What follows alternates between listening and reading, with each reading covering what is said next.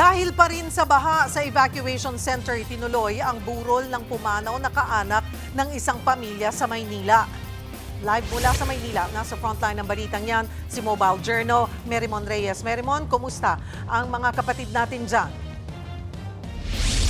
Cheryl, kaninang hapon, nag-alisan na yung mga evacuees sa iba't ibang evacuation center sa 6 na distrito sa Maynila, maging sa Baseco. Lahat sila nakatanggap ng food packs mula sa Manila Department of Social Welfare. At ang nakita nga lang din natin kanina sa isa sa mga evacuation center, particular doon sa Antonio Regidor Elementary School sa may Santa Cruz, Maynila, mayroong kabaong na ipinwesto muna doon dahil aabutin na raw na mabilis na tumataas na tubig baha. Yung kuryente, yung linya nito na nakakabit dito sa kabaong, aabot na raw ng lagpas tuhod, kaya kinailangan nilang magtulungan na ilipat mula sa isang bahagi ng kanilang eskinita nila Erica Agustin etong burol ng kanyang ama punta dito sa evacuation center. Buong araw, hindi ganun kalakas yung buhos ng ulan at humupa rin ang tubig baha sa iba't ibang bahagi ng Maynila. Pero hindi naging ligtas ang Kamaynilaan sa naging pagtaas naman ng tubig baha nitong mga lumipas na araw.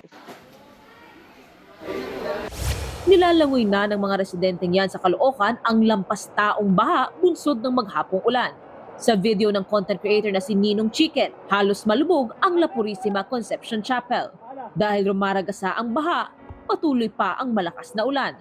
Gumamit na sila ng lubid para ligtas na marating ang mga stranded na residente sa looban. Dito, isinakay nila ang mga bata at matatanda sa rescue boat.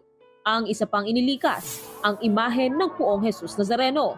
Tila prosesyon sa masamang panahon ang makikita sa video. May nakaalalay sa rebulto, habang karamihan hawak ang bangka at dahan-dahan na itinutulak sa baha. Maya-maya, bigla na lang kumanta ang mga rescuer na siya ring deboto ng Poon. Kung halos lampas tao naman ang sitwasyon sa Caloocan, mistulang ilog ang kahabaan ng Espanya Boulevard dahil sa abot tuhod nitong baha kahapon. Sa isang punto, kita na malakas pa nga ang alon nito dahil sa mga dumadaang sasakyan. Kaya ang mga commuter, lalo na ang mga estudyante, lusong sa tubig. Naipit din sa baha ang ilan sa mga motorista.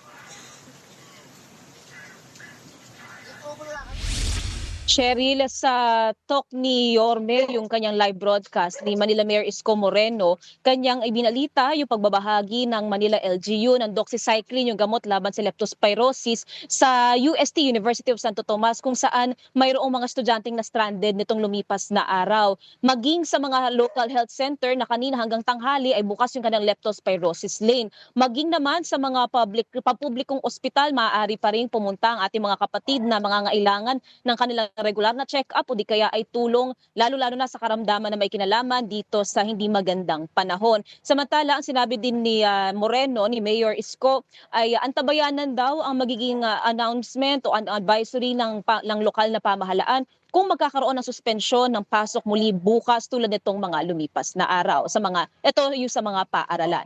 Cheryl. Maraming salamat, Merimon Reyes. Isolated na ang ilang barangay sa Batangas dahil sa walang tigil na ulang dala ng habagat. Bahira pa naman ang pagsagip sa ilang residente. Live mula sa Batangas, nasa frontline na balitang yan si Gio Robles. Gio, kumusta na ang lagay ng panahon dyan? Julius, bumuhos na naman ang malakas na ulan kani-kanina lang sa Batangas. At dahil sa patuloy na ulan, kinailangang i-rescue ang ilang residente sa mga isolated barangay dito sa bayan ng Lian, kung saan ang News 5. Pasado, alas 2 ng hapon kanina, bumiyahe patungo sa liblib na sitio Bagbag sa Barangay Prenza ang rescue team ng Lian MDRRMO, katuwang ang Coast Guard at BFP. Kasama ang News 5, rumesponde sila sa isang tawag para ilikas ang ilang residenteng stranded sa baha. Mistulang ilog na ang dating malawak na palayan na nalubog sa tubig dahil sa walang tigil na ulan. Pero walang pangamba na sinuong yan ng emergency responders. Oras ang kalaban ng mga rescuer para ilikas ang mga residente bago pa abutan ng dilim. Ramdam ang takot sa ilang bakwit na naunang ilikas. Ay, ayan po, kita nyo po, hanggang dibdib na. Oh. Kaya po kailangan taga-rescue at may mga bata na kailangan mailabas. Hindi po sila nakalabas dahil bigla ng pasok ng tubig. Kaya nahingi po kami ng tulong. Ang lalaking ito, bit-bit ang 3 anak na pawang maliliit pa. Hanggang tuhod daw ang tubig sa loob ng kanilang bahay. Kabado siya dahil naiwan pa ang kanyang misis na 5 buwan daw buntis. Kaya binalikan pa niya ang asawa para ilipat sa evacuation center. Sobrang hirap pa, lubog po. Tapos may nabungkag pa po doon sa malapit po sa bahay namin, yung natibag pong ganito, na muralya. Ngayon po, maghahapon, maggagabi po, mahirap pong kumilos ng gabay. Matapos ang mahigit 2 oras na paghihintay nang muli naming masilayan ang mga rescuer. Pero sa mga oras na ito, kasama na nila ang kanilang mga pakay. 3 senior citizen, kabilang ang isang recovering stroke patient ang kanilang ni-rescue mula sa mga bahay nila na nalubog sa baha. Kwento ng mga rescuer, pahirapan ang paglikas sa mga matatanda. May ilang residente pa umano na pinilit manatili sa kanilang mga bahay. Siguro yung dinaanan namin, may tubig na hanggang bewang, tapos pilapil So taniman ng mga palay. So uneven yung mga dadaanan kaya medyo mahirap. So silang 3 lang yung naninirahan talaga doon. Isolated yung kanilang tinitirahan. At dito na nga dinala sa Prenza Elementary School ang 3 senior citizen na inilikas mula sa liblib na sitio Bagbag. Isa itong Prenza Elementary School sa 11 evacuation centers dito sa bayan ng Lian. Ayon sa Lian LGU, as of 12 noon ay nasa o halos 100 na household o pamilya na ang inilikas mula sa kani-kanilang mga bahay dahil sa pagbaha. Katumbas yan ng higit 300 pamilya gaya ng makikita nyo dito sa likuran ko na ngayon ay sharing kumbaga dito sa classroom na po na ito. Kasama po dyan yung mga bata, mga kababaihan at mga senior citizen. Julius, balik sa'yo. Maraming salamat, Gio Robles. Halos 500 residente ang inilikas sa Dinalupihan, Bataan dahil sa baha. Sa bayan naman ng Hermosa, nangangamba ang mga residente na posibleng kontaminasyon sa inuming tubig. Live mula sa Dinalupihan, Bataan, nasa frontline ng balitang yan, si Mon Gualvez. Mon, gaano pa kataas ang baha dyan? Nako Cheryl, mga kapatid, nananatiling lubog pa rin sa baha ang maraming barangay dito sa ilang bayan ng Bataan. Partikular, una sa bayan ng Dinalupihan kung saan kami naroon ngayon at pangalawa sa katabing bayan nito na Hermosa. Talagang abot pa rin hanggang bewang o halos hanggang dibdib o hindi bababa sa 5 talampakan yung taas ng tubig. Ang problema habang tumatagal daw na nakababad sa baha ang mga bahay dito, kakaba-kaba ang mga residente sa posibleng kontaminasyon na ng kanilang tubig na lumalabas sa kanilang mga gripo. Sa drone video ng News 5, mala Water World pa rin ang itsura ng Barangay Almacen dyan sa bayan ng Hermosa, Bataan. Lubog kasi sa baha ang halos lahat ng mga bahay dito dahil sa malakas na ulan nitong nagdaang mga araw dala ng habagat. Ang mga kalsada hindi na makita dahil balot pa rin ng tubig. Kahit ang paaralan sa lugar, hindi nakaligtas sa matinding baha. Ganon din ang mga palayan na nagmistula ng ang dagat matapos mababad sa mataas na tubig. Pinuntahan ng aming team yung mismong ground zero ng baha o yung pinakamalalim na portion gamit ang bangka. Ito na lang kasi ang tanging transport na magagamit sa kanila dahil sa taas nga ng tubig. Kahit saan ka lumingon, puro tubig ang matatanaw. Aabot pa rin hanggang bewang at dibdib ang baha o nasa halos 5 talampakan ng lalim. Kapansin-pansin din na malakas yung current o ragasan ng baha. Dumidiretso kasi ito sa katabing ilog na siyang dahilan ng pagbaha tuwing umaapaw. Bukod sa baha, problemado rin ngayon ng barangay ang supply ng malinis na tubig. Pakinggan natin ang pahayag ng ilan nating kapatid. Ang tubig namin pagka ganitong panahon na, may water system kami. Kaya lang lumulubog na. Kaya medyo nakakokontaminado na yung tubig namin. Para po sigurado sa kalusugan ng pamilya, sa mga bata. Natatakot kami inumin yung tubig sa gripo, baka may butas. Yung kwan, ay daloy na ibang likid sa tubig. Kaya bumibili ng tubig. Samantala dito naman sa bayan ng Dinalupihan, maraming barangay pa nga rin ang lubog sa tubig. Gaya na lamang ng isang eskwelahan na baha pa sa pinakadaanan papasok. Kagabi, isang residente rin ang kinakay ng stretcher. Kagagaling lang daw kasi nito sa operasyon, kaya nagtulong-tulong na ang mga uniform personnel sa pagbuhat dito. Sa huling tala ng Dinalupian LGU, nasa 500 pamilya o halos 2,000 individual ang kinilangang ilikas sa kasagsagan ng malakas na ulan at mataas na baha. Ayon naman sa Dinalupian MDRRMO, lahat ng 46 na barangay sa bayan ay naapektuhan ng pagbaha dahil sa malakas na ulan. Huli raw nila itong naranasan noon pang 2014. Pakinggan natin ang kanilang pahayag. Matagal na po yung ulan, parang naano na po yung lupa, sawa na sa tubig. Kaya matagal mag-subsided po yung tubig ngayon. Nanggagaling po yung tubig sa bundok. Kaya po kung mapapansin nyo, kulay brown po yung tubig.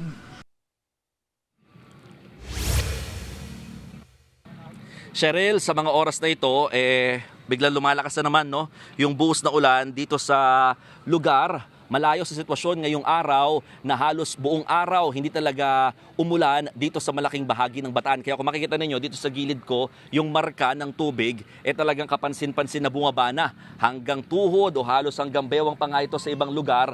Pero malaki-laki na rin yung isinubside niyan. Ang problema, kapag ganitong umuulan na naman, posibleng tumaas na naman daw ang tubig kapag malakas na naman ang buhos na yan at posibleng tumagal na naman daw ng 4 hanggang 1 linggo. 4 na araw hanggang 1 linggo bago tuluyang humupa itong baha sa maraming barangay dito sa bayan ng Dinalupihan. Cheryl. Maraming salamat, Mon Gualvez. Dave, kumusta na ang panahon dyan at maulan pa ba kaya nanatiling baha dyan?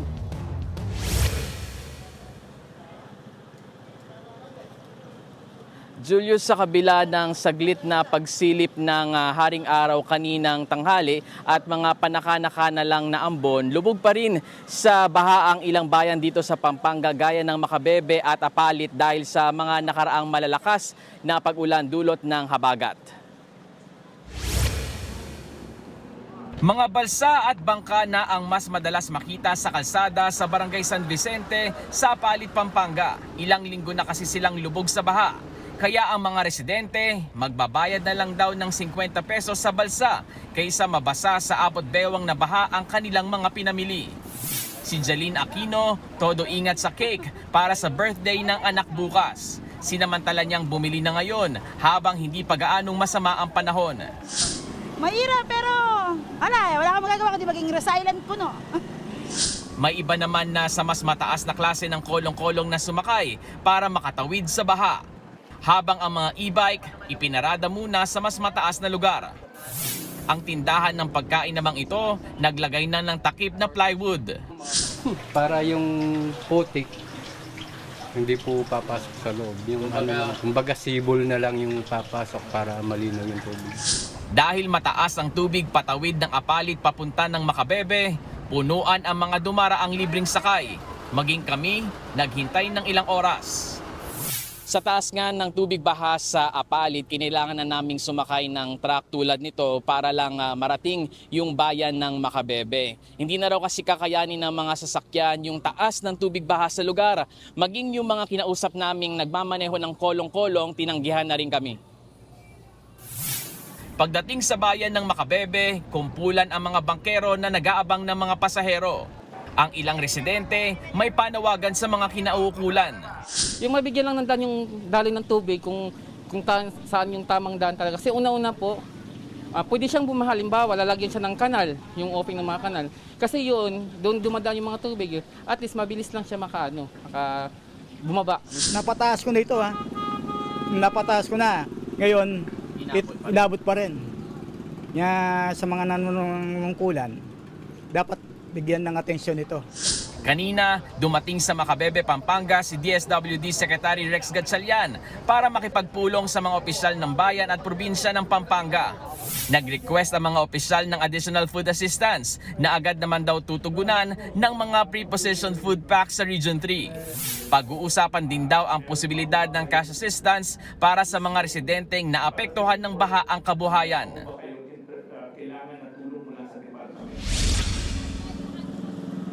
Julius, ayon naman sa gobernadora ng lalawigan ng Pampanga, below sea level raw ang bayan ng Macabebe at Masantol, kaya raw naiipon ang baha. Ilang taon na ring walang dredging na posibleng umanong dahilan ng pagbara at pag-backflow ng tubig mula sa dagat. Dredging ang gagawing solusyon ngayon ng mga otoridad para dumaloy ang tubig palabas sa dagat. Yan muna ang latest mula rito sa Pampanga. Balik sa inyo. Maraming salamat, Dave Abuel. Nagtitiis sa hindi na humuhupang baha ang mga residente ng isang barangay sa Hagonoy, Bulacan. Ang iba sa kanila tila nasanay na raw. Live mula sa Hagonoy, nasa frontline na balitang yan si Mobile Journal Daniel Dayaw. Daniel, gaano ba katindi ang problema ng baha dyan?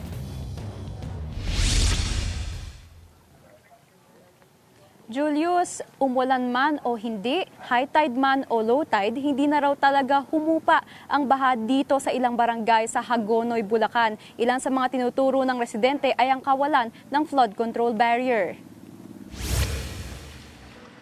Tila ghost town na ang Merida Queens Home Subdivision sa Hagonoy, Bulacan. Wala na halos makikitang tao sa labas. Halos 6 na taon na raw kasing lubog sa baha ang lugar. Kaya nasa 70% ng mga residente ang lumikas na.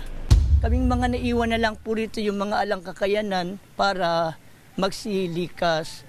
Nagtitiis na lang kami dahil ala naman po kaming pampagawa sa ibang lugar. Nagkakasakit na raw ang ilang residente. Katulad na lang ni Dick Velasco na nagkaroon na ng skin asthma.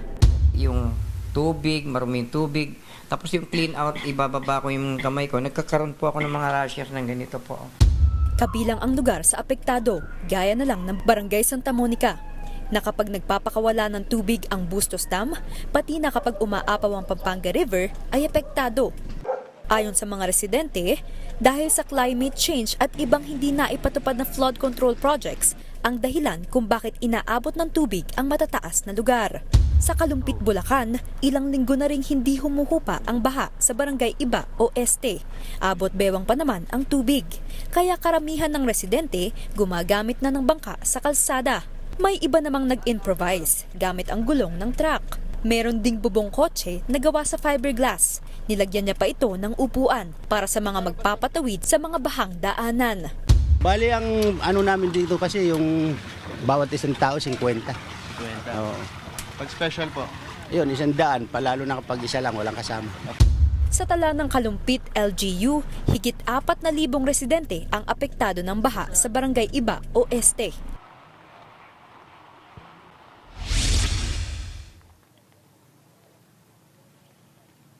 Julius, sa ngayon patuloy pa rin ang pagbuhos ng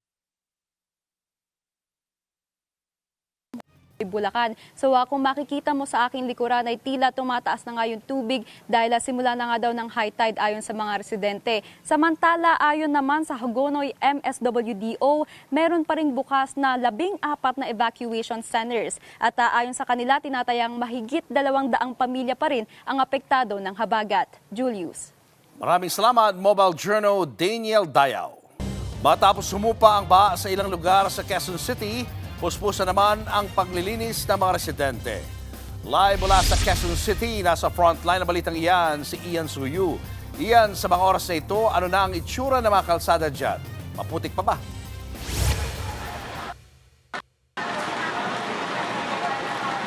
Julius, medyo maputik pa dahil magkahalong putik at basura nga ang nating naapektuhan ng pagbaha sa iba't ibang bahagi ng Quezon City. Kaya't ang hiling nga nila, bigyan sila ng agarang tulong para malikom at malinis na kaagad yung mga basura dahil napakarami nga talagang humaharang na sa kalsada kanina at maging sa mga kabahayan nila ay nagsipasok na yung mga basura dahil tigil ang ulan. Dahil sa walang tigil nga na pag-ulan, nagtaas naman ang baha sa iba't ibang bahagi ng Metro Manila, pati na rin sa Luzon. Sa Quezon City nga, dito sa Saverville Avenue, umabot hanggang binti ang baha at ang ilang mga residente nga, tila hindi na sapat para sa kanila yung simpleng pagligo dahil naglabas na nga ng jet ski ang iba sa kanila. At sa bahagi na makikita ang isang SUV na humaharurot ang baha. Bigo itong makatawid at tumirik na lang at lumutang sa baha. Agad sumaklolo mga lalaki para maialis sa baha ang kotse. Kitang abot hanggang sa bewang ang baha noong panahon na yan. Sa Apolonio Samson naman, lampas tao na ang baha at umabot na nga ito sa basketball ring ng kanilang court. At kasabay niyan, tila walang humpay ang naging pag-ulan. Dahil naging sa Araneta Avenue na pangunahin ding binabaha, Barangay Mariblo na kinaroroonan natin, wala na nga ang pagbaha ngayong araw at isa ito sa mga pinaka-apektadong lugar dahil medyo low-lying area nga ito at flood prone. At ayon nga sa mga residente, nasa mahigit 6 na talampakan daw o lampas tao ang inabot ng baha dito kaya pahirapan silang makaalis sa kani-kanilang mga kabahayan. Ang tubig halos umabot na rin sa ring ng basketball court kaya kasama ang baha at napakaraming basura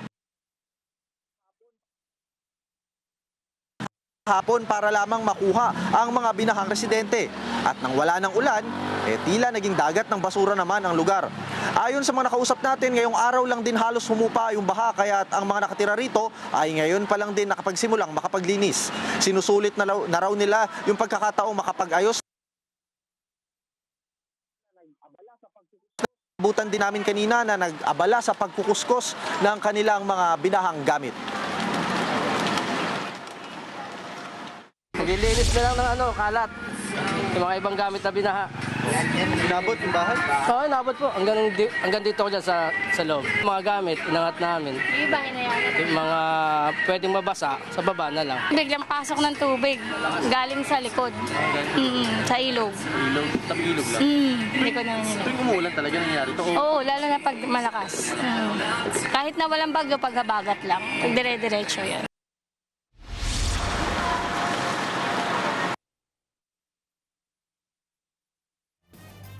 Nililikom na ang mga basura sa kalsada. Sako, bote, carpet, tarpaulin, kahoy, maging mga lumang appliances, naghalo-halo na.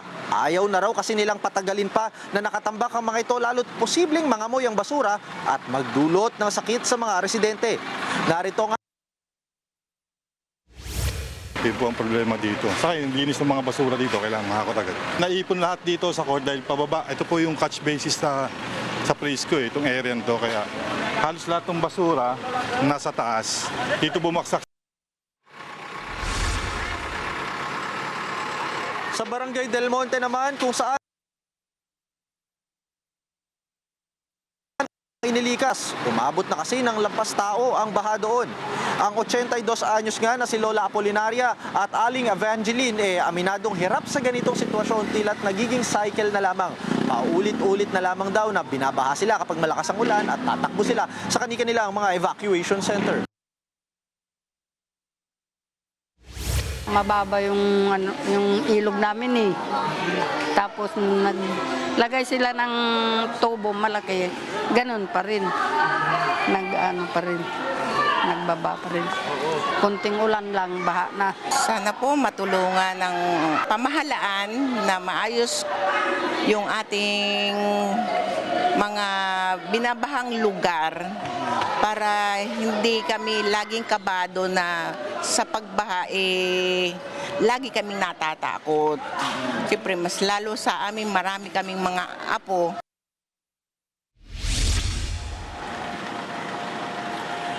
Julius, ganito na nga yung sitwasyon, pakita lang natin. Kahapon, itong court na ito ay isa sa mga binaha, dahil low-lying area ito. Yung likuran niyan, yung mismong creek na ng Mariblo at lumampas na nga daw sa ring nitong basketball court na ito.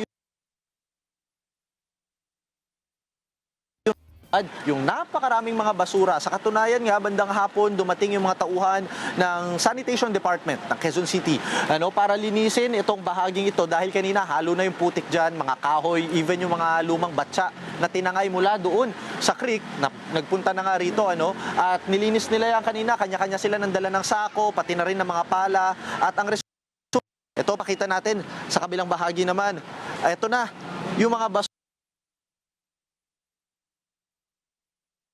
may mga carpet, may mga sofa pa nga, na tinangay ng baha. At sako-sako yan na napakarami, halos 2 hanggang 3 oras yung ginawa nilang paglilinis dito lang sa basketball na court na ito, Julius. At ang susunod na step na dyan, hihintayin na nila yung darating na garbage truck, dump truck, para kolektahin na itong mga basura. Ay sisimulan naman ng magtungo dito ng mga tauhan ng BFP para bombahan na yung putik at maialis na. Nang sa gayon ay maging mas malinis na yung lugar dito sa Barangay Mariglo. Yan muna ang latest. Balik sa'yo, Julius. Maraming salamat, Ian Suyu. Pumagasa ang baha sa Cainta, Rizal matapos mawasak ang perimeter wall sa kanilang lugar. Ang naranasan ng mga residente mas matindi pa raw kumpara sa bagyong Ondoy. Live mula sa Rizal, nasa frontline ng balitang yan si News 5 Videolante, Joanne Alatiit. Joanne, paano nasabing mas malala nga sa bagyong Ondoy yung naranasan dyan? Yes, Sherry, nandito tayo ngayon sa Village East Subdivision, Cainta, Rizal, kung saan ang lugar na ito ay nakaranas ng matinding baha alas 3 ng hapon kahapon. Cheryl, dito sa aking likuran, makikita nyo ang bakod na yero na yan. Kung saan nandyan sa likod niyan ang isang perimeter wall na katabi mismo ng creek, kung saan nasira ang perimeter wall at nagkawasak-wasak at tumaragas ang tubig dito sa Village East Subdivision. Ngayon, Sherry, ang sitwasyon dito, malinis na ang kalsada. Natanggal na rin ang mga basura, ngunit may bakas pa rin ng mga lupa, putik na dulot ng baha.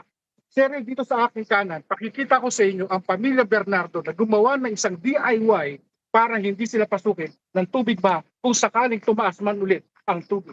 Sherry, itong gate na to, makikita, mayroong nilagay sila na makapal na bakod. Hindi to ordinaryong bakod, pero sa gilid nito may mga goma para hindi pumasok ang tubig kung sakali man tumaas ulit ng lagpas tao. Ngayon, Sherry, pakikita ko sa inyo sa loob ng kanilang bahay.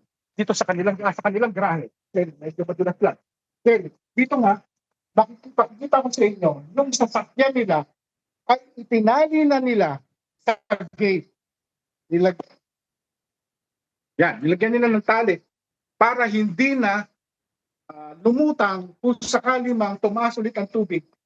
Dahil itong sasakyan nila na to, ng isang sasakyan nila ay inagos ng halos 1 kilometro palabas dito sa kanilang garahe. At nakita na lamang nila doon malapit mismo sa gate ng kanilang subdivision. At Sherry, naglagay din sila, Sherry, ng mga sandbag para kung sakali man na lumakas man ang agos ng tubig na galing doon sa gate ay hindi magigiba itong gate nila.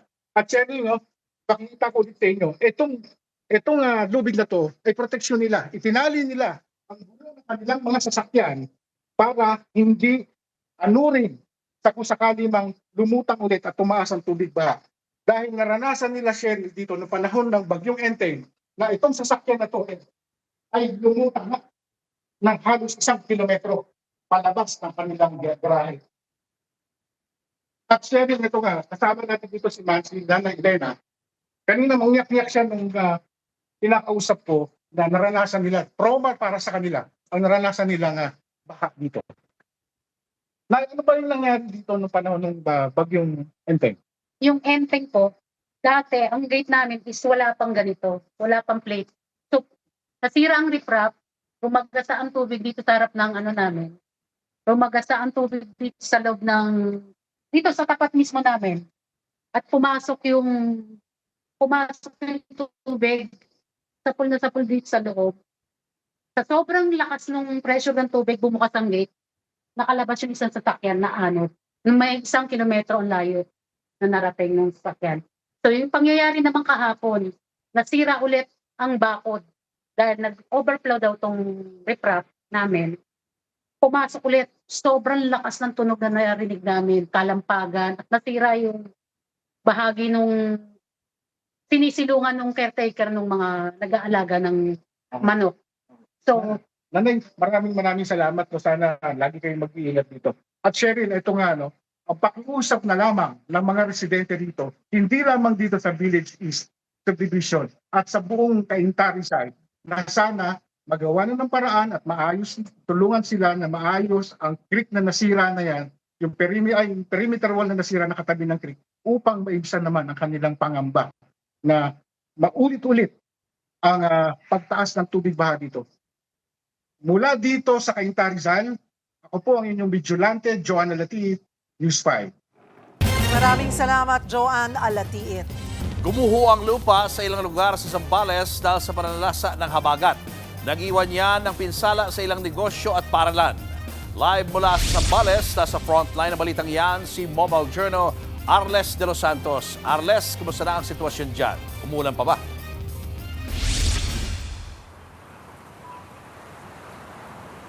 Julius, tuloy-tuloy pa rin ang pag-ulan dito sa Zambales kung saan kabi-kabila nga ang naranasan na landslide sa iba't ibang bahagi ng lalawigan dahil sa ulan na dala ng habagat. Sa Olongapo City pa lang ay 4 na agad ang naitalang pagguho ng lupa. Kita ang malawak na pagguho ng lupa sa bahagi ng Baloy Barreto sa Zambales Highway. Bumigay ang padera at nabuwala ang ilang puno at kable ng kuryente sa lugar. Dahilan para matabunan ng lupa ang 2 motor habang nasira ang unahang bahagi ng isang tricycle na ginagamit sanang pang-deliver ng prutas. Walang naitalang nasugatan o nasawi sa insidente pero labis ang panghihinayang ng fruit vendor na si J.R. Melu dahil tila napulbos ang maliit na negosyong kanyang naipundara. Lalo pat ito lang ang kanyang pinagkukunan ng pondo para pampaaral sa mga kapatid. Pakinggan natin ang kanyang pahayag. Baka siguro sir, ilako ko muna yung mga tiraong panindag. Pag-isipan sir kung anong next nating papasukin negosyo sir.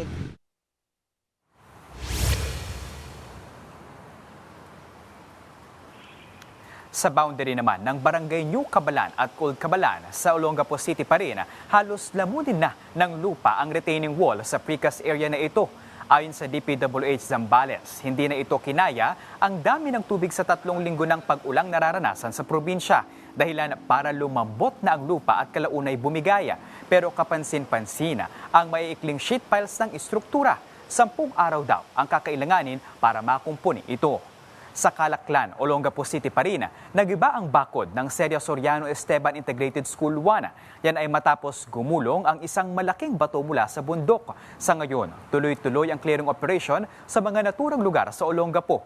Umabot na rin sa 300 pamilya o higit 1,000 individual ang inilikas dahil sa pinsala ng habagat. Sa Subic, Zambales naman, baha ang naranasan dahil sa pag-apaw ng mga ilog, kaya ang mga putik na iniwan nito pinsala ang naranasan ng mga residente. Umabot pa nga raw ng hanggang tuhod ang tubig dito. Ang ilan nag-DIY na bilang proteksyon sa baha. Naglagay na sila ng sandbag para hindi agad pumasok ang tubig sakaling muling umapaw ang kalapit na ilog sa lugar. Samantala, sa Botolan sa Zambales, bumigay ang bahagi ng Bukal-Daig dahil sa pananalasa ng habagat. Kaya naman patuloy ang paglalagay ng mga sandbag ng DPWH Central Luzon bilang pansamantalang hakbang sa mga napinsalang dike rito. Yan ay para makatulong na maiwasan ang matinding pagbaha sa mga kalapit na komunidad sakaling umapaw ang mga katabing ilog. Julius, kung kaninang tanghali ay pasulpot-sulpot at nagpapakita ang haring araw, ngayon ay walang patid na ang pag-aagawan ng ambon at ulan ang ating nararanasan dito sa Subic, Zambales. Sa huling tala ng pag-asa ay nasa orange rainfall alert status o heavy rainfall ang maaring asahan sa probinsya sa mga susunod na oras. Ibig sabihin, posibleng maranasan ang malakas na ulan, maging ang malalang baha sa mga flood-prone areas at maging ang pagguho ng mga lupa o landslides. Yan muna ang latest mula rito sa Subic. Balik sa iyo, Julius. Maraming salamat, Mobile Journal Arles de los Santos. Target ng MMDA at DPWH na kumpletuhin ang updated drainage master plan para sa Metro Manila.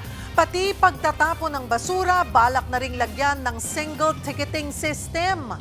Live mula sa Mandaluyong, nasa frontline ng balitang yan, si Gerard de la Peña. Gerard, ano pa ang napag-usapan ng 2 ahensya para nga malabanan ang pagbaha? Alam mo, Cheryl, napakaraming ulan ang bumuho sa Metro Manila kahapon. Kaya naman pinag-iisipan ng MMDA yung mga pwede nitong gawin. Lalo't mukhang mauulit at mauulit yung ganitong klaseng ulan dahil sa climate change. Baha at traffic ang dinanas ng maraming commuter at motorista sa Metro Manila kahapon matapos bumuhos ang napakalakas na ulan. Kaya marami rin dismayado sa MMDA. Anyari raw sa mga inspeksyon, tapos biglang baha. Naiintindihan naman daw yan ni MMDA General Manager Nicolas Torre III. There's really nothing to celebrate about talaga nakita natin ang paghihirap ng ating mga kababayan and we really commiserate with them. Kaya ngayon, pinag-iisipan na nila na mag-livestream ng kanilang flood monitoring tuwing may baha. Nang sa gayon, alam ng mga commuter at motorista kung saan ang traffic at kung aling mga bahang lugar ang dapat iwasan. Posible rin daw itong gamitan ng high-tech cameras para mas real-time ang pagmamatsyag. Meron namang mga drainage system sa Metro Manila. Pero ayon kay Public Works Secretary Vince Dizon, luma na ang ilan sa mga ito. Kasi marami dito, lalo yung mga main roads natin. Ano pa yan eh? Marami dyan. Post-war pa yan. Post-World War II pa yan. Hindi pa napapagitan yung mga drainages natin along major roads, like Taft, especially in Manila. No, so kailangan talaga, including Espanya. So kailangan talaga magpagit na tayo. And to me, that's a top priority. Hindi raw overnight ang pag-aayos sa problema ng baha. At naiintindihan din ni Dizon ang gigil ng publiko sa DPWH dahil sa mga palpak at questionable flood control projects. Pero giit niya, kailangan ng pangmatagalang solusyon. Walang overnight solution, pero nakikita natin pagka maayos ang pagkagawa, nakikita natin may epektong maganda. So, yun lang, tuloy-tuloy lang tayo. Habang nandito ang Pangulo, tatrabaho lang kami lahat. Target ng MMDA at DPWH na makumpleto sa susunod na taon ang updated drainage master plan para sa Metro Manila. May feasibility studies na rin kasama ang isang Dutch company para sa pagpapagawa ng imbakan ng tubig sa mga government facilities gaya sa Camp Aguinaldo at Rizal Memorial Sports Complex. Pero hindi lang drainage ang tinitingnang problema, kundi pati basura rin. Binabalak ng mga alkalde ng Metro Manila na magkaroon ng single ticketing system laban sa pagkakalat at illegal dumping. Walang boundary ang basura. Kapag bumara sa atin ang mga daluyan ng tubig at nagkaroon ng pagbaha, hindi natin ito tinatanong kung saang lungsod o LGU nagsimula ang problema. Magkakaroon daw ng technical working group para pag-aralan ng sistema na katulad ng ginawa sa single ticketing system para sa traffic violations. At ayon kay San Juan Mayor Francis Zamora, hindi lang 5,000 pesos na multa ang solusyon. Dapat may disiplina rin. It really must be a holistic approach. It really must entail discipline. Yung mindset ng tao na ako ay disiplinado, ako ay magtatapon ng basura sa basurahan at hindi sa ilog.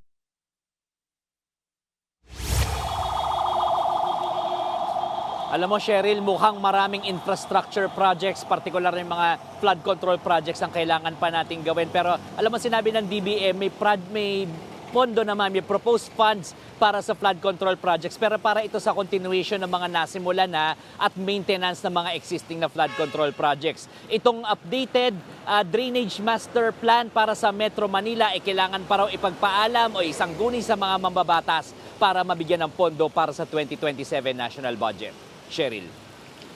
Maraming salamat, Gerard de la Peña. Hindi lang mga basura ang naglutangan sa baha dahil sa ilang araw na pag-ulan. Sa ilang barangay sa Iloilo City, naglabasan ang mga ahas. Narito ang Frontline Report. Ang nakita sa may Zone 5, Barangay Gustilo, La Paz. Tamang flex lang ang mga residenteng yan, hawak ang ahas na may habang 7 talampakan sa Iloilo City. Nahuli raw ang ahas sa ilalim ng tulugan ng isang residente kaninang madaling araw. So i-turn over na ito sa police station. No? Pagkabigay sa pulis, itinurn over din ang ahas sa Department of Environment and Natural Resources. Sa loob din ng bahay na tagpuan ang ahas na yan sa Barangay Tabok, Suba, Haro. Ayon sa mga residente, talagang naglalabasa ng mga ahas sa kanilang lugar tuwing maulan. Sa Barangay Kamalig, 2 ahas ang namataang lumalangoy sa baha. Inabisuhan ang mga residente na mag-ingat at iwasan ang paglusong sa tubig. Pero hindi lang ahas ang nagsilabas. Ang dagangang yan, viral sa social media. Imbes matakot ang mga nakakita, tila kinaawaan pa ito. Ultimo daga raw, nagrereklamo na rin sa baha. Ang isa namang netizen mula sa Mandaluyong, hindi lang daw sa baha na babahala, pati na sa mga patay na hayop na humahalo rito. Pero wala raw choice ang mga tao, kaya nakakagalit na. Hinihikayat ng Department of Health ang mga lumusong sa baha na magpunta sa pinakamalapit na health centers para sa libreng konsultasyon at gamot laban sa leptospirosis. Dahil sa patuloy na pag-ulan at pagbaha, hindi lang ahas at daga ang lumalabas, pati na ang katotohanang resulta yan ng kapabayaan at korupsyon. Nagbabalita mula sa Frontline, Faith Tobias, News 5.